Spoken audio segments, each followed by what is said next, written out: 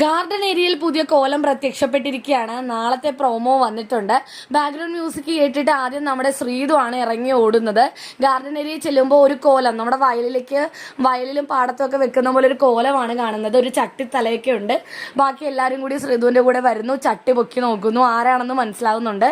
എന്താണെങ്കിലും നമുക്ക് കിട്ടിയൊരു വാർത്ത വെച്ച് രശ്മിനും രതീഷും അപ്സരയൊക്കെ നാളെ ഹൗസിലേക്ക് കയറാനിരിക്കുന്നു എന്നൊരു വാർത്തയാണ് നമുക്ക് കിട്ടിയിരിക്കുന്നത്. അവരിൽ ആരെങ്കിലും ആയിരിക്കാം ആ ഒരു ചട്ടിത്തലയ്ക്കുള്ളില്.